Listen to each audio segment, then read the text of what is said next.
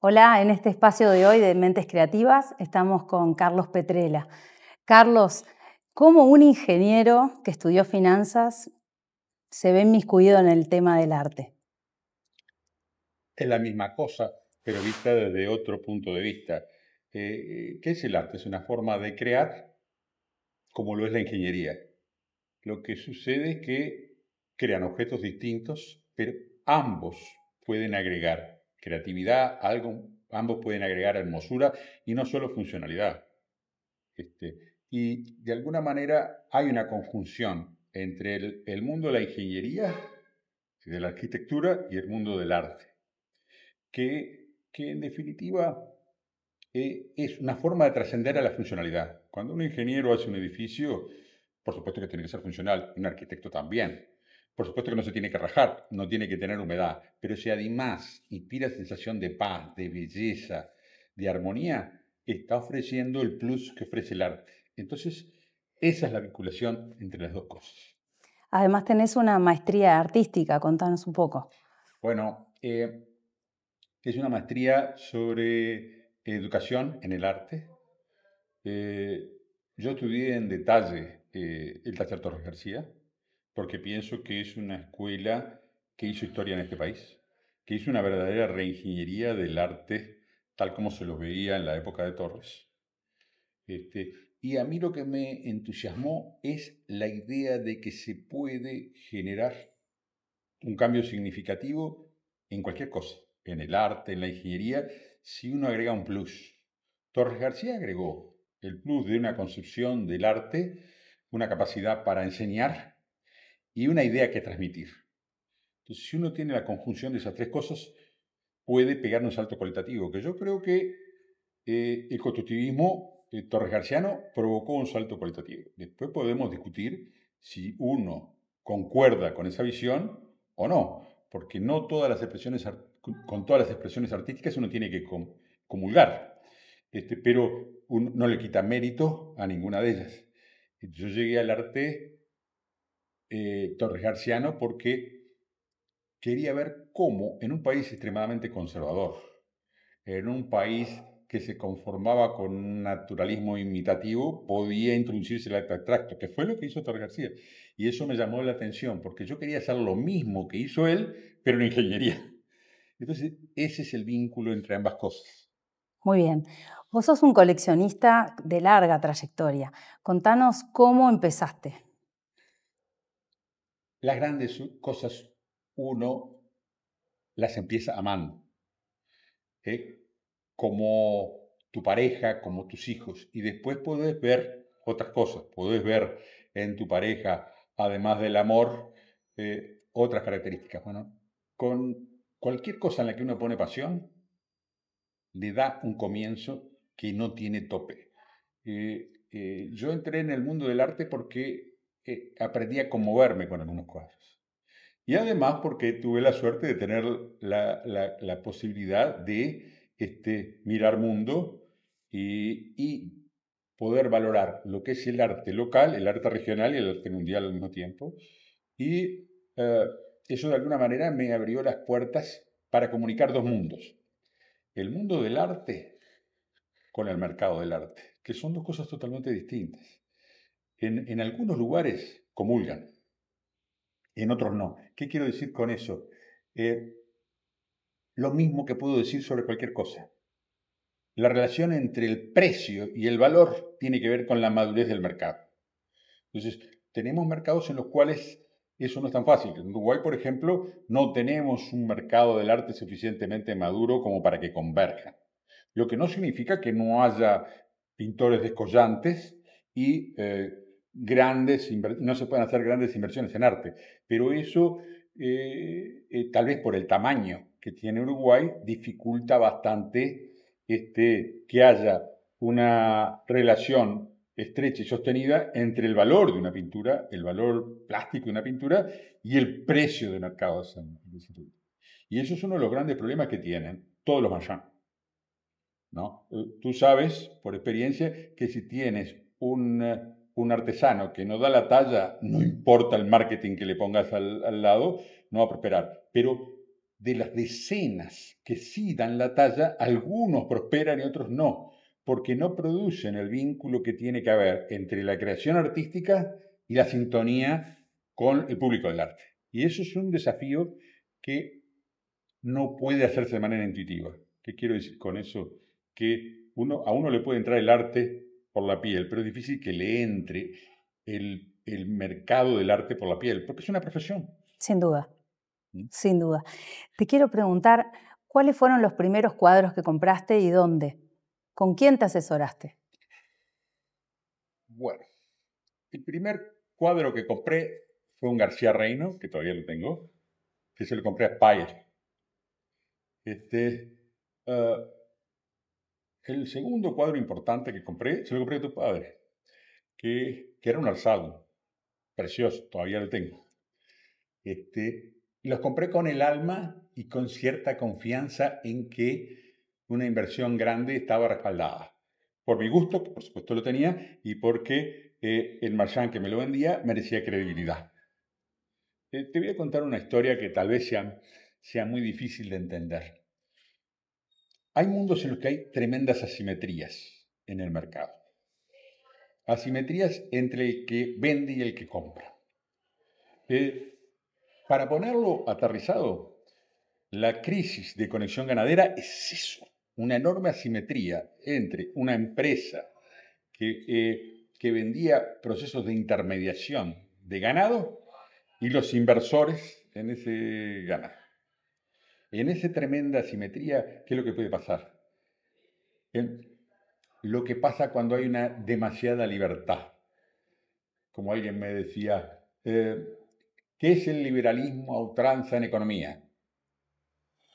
Zorros libres con gallinas libres en el mismo gallinero. Exacto. Es trágico. Entonces, en el mundo ganadero descubrimos que había zorros libres con gallinas libres juntas. No les tengo por qué explicar qué pasó, porque lo ven ahora en los titulares de los diarios. Pero también hay zorros libres con gallinas libres en el mundo del arte, producto de esa simetría. La simetría que va entre el que conoce de arte y conoce del mercado de arte y el que está empezando. Bueno, si en esas asimetrías uno no tiene un buen mentor, que en el caso del arte podría ser un marchand, por ejemplo, está tomando riesgos enormes. Yo acabo de terminar un estudio sobre la crisis de conexión ganadera. Y me dijeron varios inversores, pero nosotros no podíamos sospechar eso. ¿Pero vos sabías de negocios ganaderos? No. Y si no sabías de negocios ganaderos, ¿qué tenés que hacer? Asesorarte de negocios ganaderos, porque si no vas a ser la gallina en el gallinero de los zorros. Sí, exactamente eso es lo que vemos todos los días acá, que gente que quiere invertir en arte compra cualquier cosa sin saber y cree que cualquier cosa que le ofrecen es un buen negocio porque la firma del artista es buena, pero vos sabés muy bien que los artistas tienen procesos creativos excelentes, medianos y mediocres. Y hay que saberlo reconocer. Y hay que saberlos reconocer. Y también hay otra cosa que se está soslayando. Cuando vos comprás vacas virtuales, que fue lo que hicieron muchos inversores en Conexión Ganadera, después las quisieron buscar y ni los cuernos encontraron. En el mundo del arte pasa exactamente lo mismo. Tú comprás obras que después no podés ubicar ni rescatar la inversión. Y así como hay vacas virtuales, yo les digo que hay pinturas virtuales. ¿Cuáles son las pinturas virtuales? Bueno, no quiero hablar del asunto cibernético del arte. Les digo, el mundo del arte hoy está lleno de personas estafando. Entonces vos tenés dos problemas. Cuando no sabes la calidad de un pintor o de una obra, es una cosa. Y cuando te quieren vender gato por liebre. O sea que alguien te quiere vender un cuadro de un pintor que no es ni de ese pintor, ni siquiera hecho. Yo me acuerdo que una vez entré en una galería, un cuadro que valía $30.000, y alguien lo estaba mirando. Entonces me preguntó qué pensaba ese cuadro. ¿Qué es mágico ese cuadro? Entonces el tipo me pregunta por qué. Dice, porque yo lo vi hace 2 años y la firma que tiene abajo no estaba. Dije, y la persona que lo pintó murió hace 5 años. Entonces, es mágico. Por supuesto, le hice caer la compra. Entonces, si usted me arruinó, le dije, no, usted se arruinó porque quiso vender gato por liebre. Y no te voy a decir el Mayán que lo hizo. No, pero acá todo se sabe. Entonces, yo creo que hacerte ayudar en el mercado del arte para introducirte de a poco. He conocido pocas personas que lo hacen, que es irte llevando, porque si vos tenés un nivel de comprensión del arte determinado y el Mayán ve que todavía hay cosas que no podés ver, te lleva para verlas. Verlas no significa apropiártelas, porque por ejemplo, a mí Dalí no me gusta, pero no dejo de reconocer que es un buen pintor, ¿no? ¿Qué quiere decir eso? Que uno puede reconocer el valor de una obra y no la sintonía de uno con esa obra. Entonces hay veces que tú lo vas haciendo por motus propio y otras veces que necesitas apoyo profesional para hacerlo. Yo reivindico las dos cosas. El arte, como la intermediación ganadera, son negocios asimétricos, entre el que quiere comprar y el que quiere vender. Y si uno no entiende que en ese lugar no puede entrar de manera desprevenida, va a ser un perdedor. Va a ser un perdedor por la frustración de no comprar lo que quiere y porque en el bolsillo las vacas que compró o los cuadros que compró no le van a rendir. Si compras las vacas adecuadas en el lugar adecuado y los cuadros adecuados en el lugar adecuado, te va a rendir. Y mucho. A mí me ha servido. ¿Qué quiere decir eso? Yo no pensé nunca en ser un inversor en arte, pero cuando uno va a meter más de $1.000 o $2.000 en un cuadro, que eso paga más que el marco, entonces uno tendría que cuidar esa inversión, de alguna manera. Y bueno, para eso están las personas que te pueden ilustrar. Y también uno puede ir aprendiendo, porque puede ir analizando las variaciones del mercado y determinadas cosas para formarse una composición del precio. Pero formarte una composición del valor es otra cosa. Ahí hay que saber ver un poquito más de pintura. Y hay otra cuestión también, el tema de la autenticidad de las obras, porque va más allá de que la obra me guste y que sea de tal firma o aducida a tal artista, sino también estar seguros de la autenticidad, que sabemos que la plaza no solo de Uruguay, sino del resto del mundo, está tapizada de cuadros apócrifos, falsos. Y muy bien hechos. Exacto. También hay un problema que es hay veces que distinguir eso se le puede pasar a un ojo que no es experto. Y al ojo experto también, pero sabe que tiene técnicas que le permiten de alguna manera hacer la datación por un lado, mirar la técnica, mirar, por ejemplo, sabiendo determinado tipo de autor, quién era y cómo era, te permite saber muchas cosas. Y el conocimiento que tú tenés del arte te ayuda. Mira, te voy a contar hace 10 años. Yo vi un cuadro que tenía como 2 metros por 1,5 metros, que le había puesto anónimo. Yo lo miré y digo, esto es un Expósito, Américo Expósito. Además lo conocía, Expósito. Un individuo de novela, que el que lo hizo, si fue Dios, rompió el molde, no hay otro.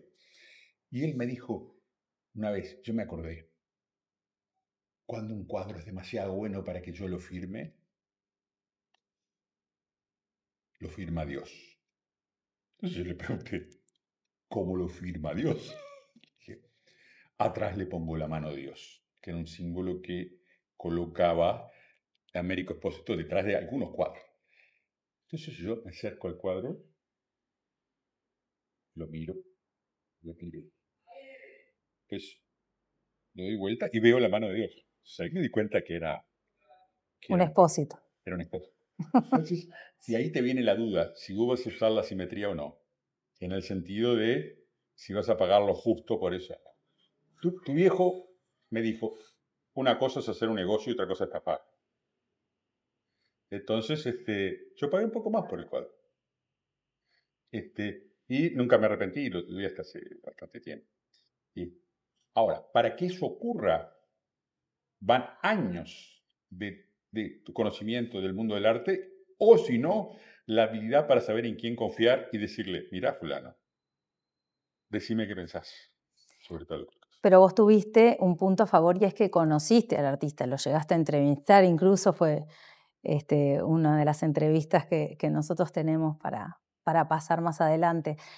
Pero eso te dio a vos un plus de haber conocido al artista y haber tenido este intercambio de ideas y él haberte comentado lo que él hacía con esas obras que eran superlativas, ¿no?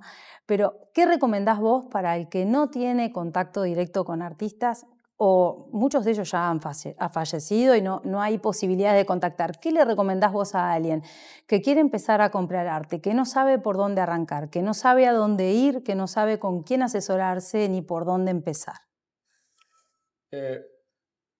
Hay dos cosas.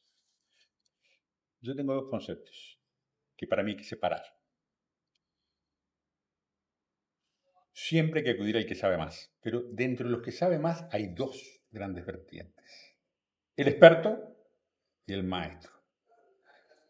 ¿Cuál es la diferencia entre los dos? Que el experto sabe mucho de pintura y el maestro, además de saber de pintura, sabe de valores, de convivencia, otras cosas. Tu padre era un maestro. No tengo más nada que decir. Capaz que heredaste algo. No seas mal. Porque lo que se hereda no se quita. No se roba. No, me tocaste una fibra muy sensible porque yo estoy acá por él. Bueno, yo te cuento una cosa. En un mercado chico como este, en 30 años, he conocido 5 o 6 personas de la talla de tu padre. O sea, que además de expertos, eran maestros. A esas personas hay que acercarse para aprender. Y, por supuesto, ver lo que pasa en el mercado, como dice uno, irse educando el ojo. Sí, Pero claro. eso es un proceso largo. Si tú lo querés acelerar, la mejor manera de acelerarlo es consultar con gente que sabe sobre determinado tipo de cosas, porque te puede orientar no sobre si algo te gusta o no. Pues primera cosa, no compres algo que no te gusta. Segundo, dentro de las cosas que te gustan, algunas pueden ser negocio o no. Si vos estás dispuesto a que algo no sea negocio, bueno, calavera no chilla. Ahora, el individuo que va a invertir 1.000, 2.000, 5.000, 10.000 dólares en algo, ya debería cuidar un poquito más su patrimonio. Porque si no, te puedes encontrar con que compraste mal. Y el aprendizaje siempre cuesta. Ahora, si tú lo haces con un especialista, tienes más posibilidades de que te vaya bien. Y uno nunca sabe, porque si bien tú no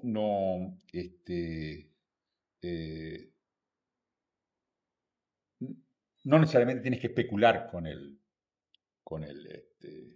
valor del arte, saber que tenés un patrimonio por si algo no viene bien. Mira, te voy a contar una cosa. Mi padre le gustaba el arte, tal vez de alguna manera heredé algo. Me acuerdo cuando éramos muy jóvenes y los negocios no andaban bien, yo le escuché a mi padre decirle a mi madre, yo tendría 8 años, tranquila, si nos pasa algo, en las paredes está la educación de nuestros hijos. Yo no entendí qué decía. Después de un tiempo, bueno, yo empecé a desarrollar en arte y empecé a mirar cuadros que había en casa.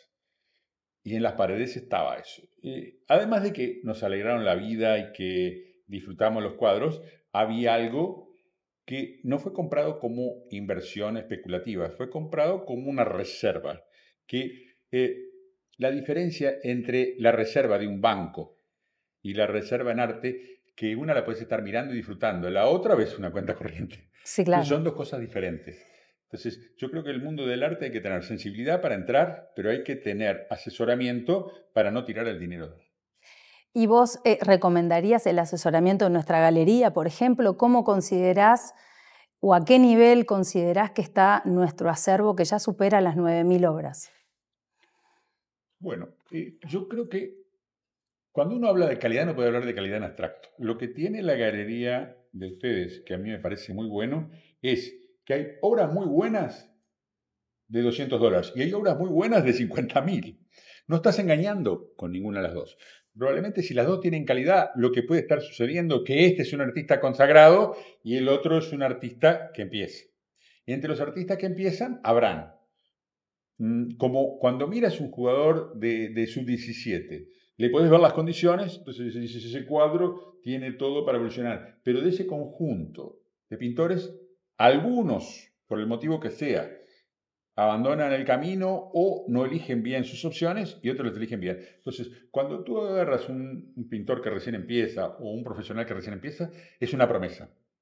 Entonces, las promesas valen menos, pero arriesgan más. Y cuando vos agarras a alguien consagrado, yo qué sé, aquí tienes un Bruno Whitman. A mí no necesariamente me gusta, pero reconozco la maestría, ¿no? Si alguien me dice, ¿pondrías plata en eso? No voy a perder plata. Si compro ese cuadro que está ahí, no voy a perder plata. Por ejemplo, si quiero un escultor joven, poner en una talla de Damiana de dinero no es un error. Porque tiene trayectoria, porque es muy bueno, porque he visto mucha obra de él.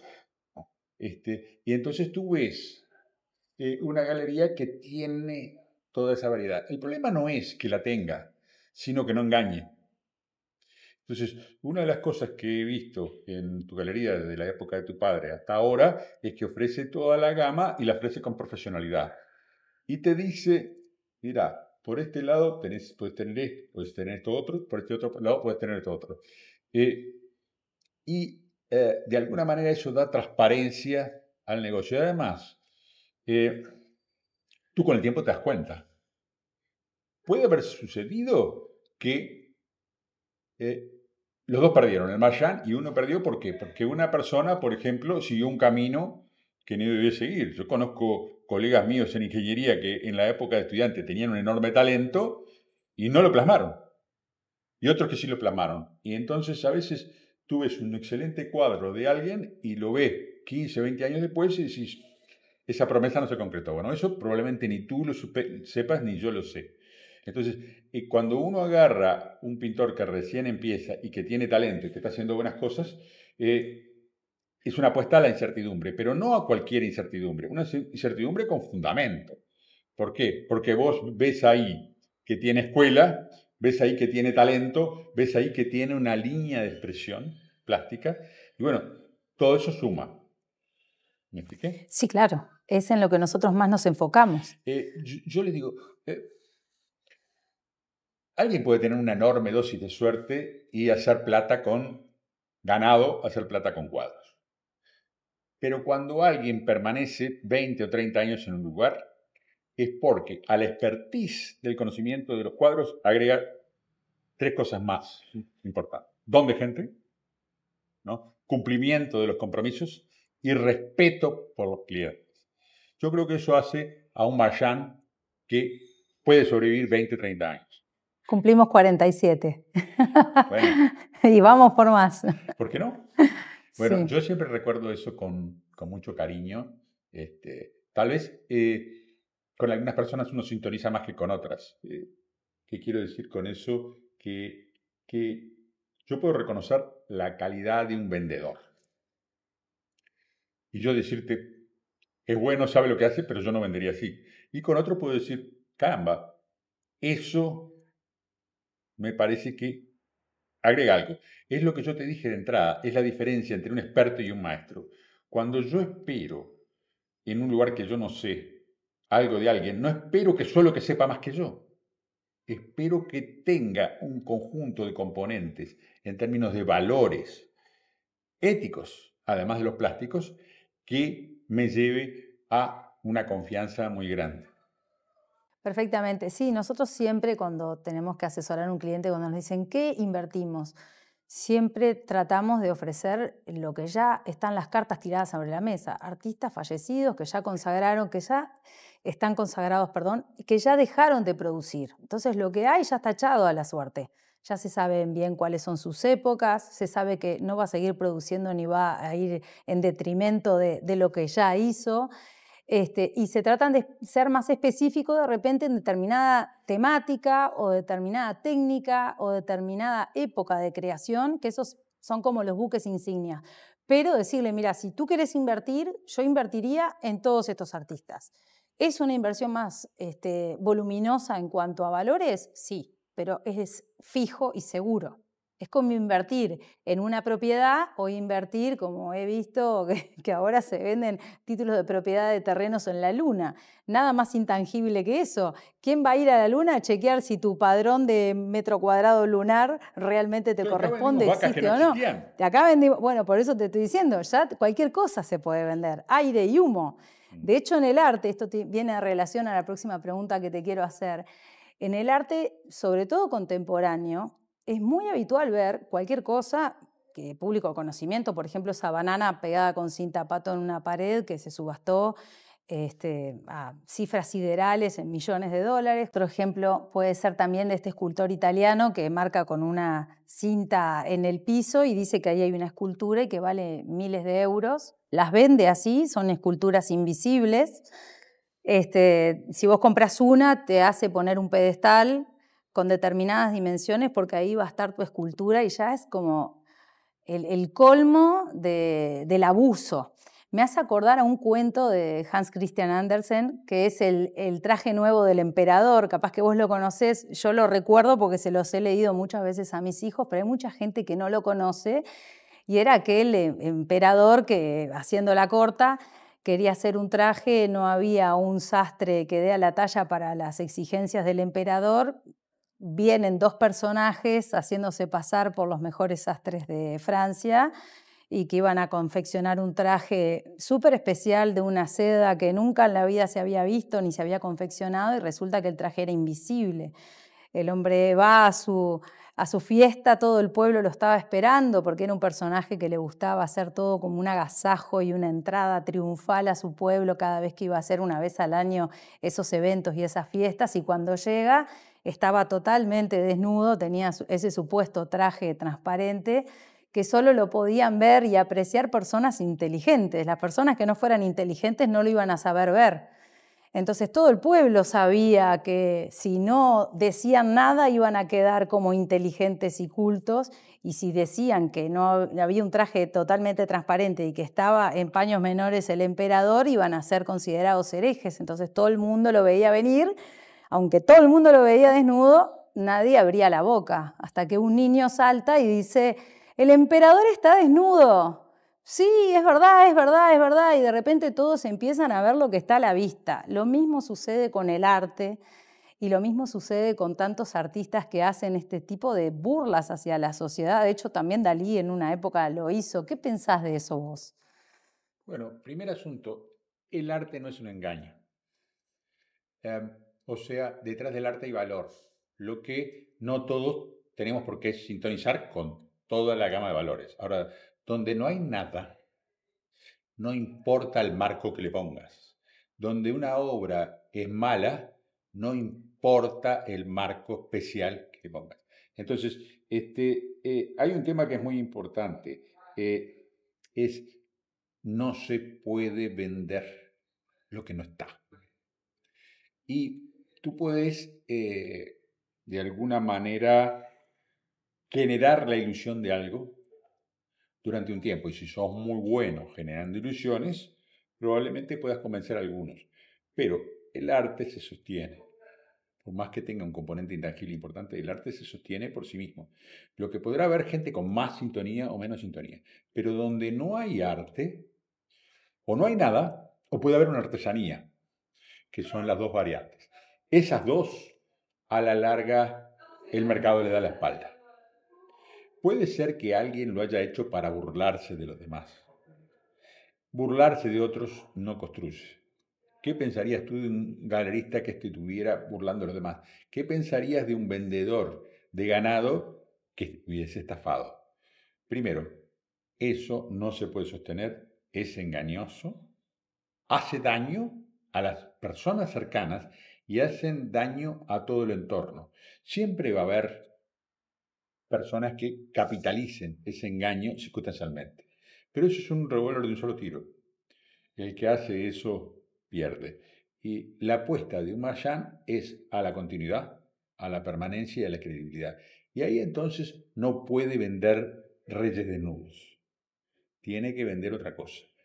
Y si bien algunas cuestiones pueden ser objeto del debate, por ejemplo, yo puedo reconocer que tal pintor es valioso, incluso que tiene un buen precio de mercado, y yo sintonizar con él o no. Y eso me parece que hace al entendimiento del arte. Ahora, el entendimiento del arte no es solo que alguien te explique cuestiones sobre técnicas, sobre temas, sobre lo que fuera. Es de sensibilidad. Y la sensibilidad se educa. Bueno, yo creo que un marchand tiene que explicar cuestiones técnicas, las tienes que explicar, cuestiones de trayectoria, cuestiones de mercado, y también tiene que ayudar a desarrollar la sensibilidad de la otra persona. No afín con la suya, sino ayudarla a encontrar la sintonía. Y pocas personas logran eso, porque también hay que tener empatía.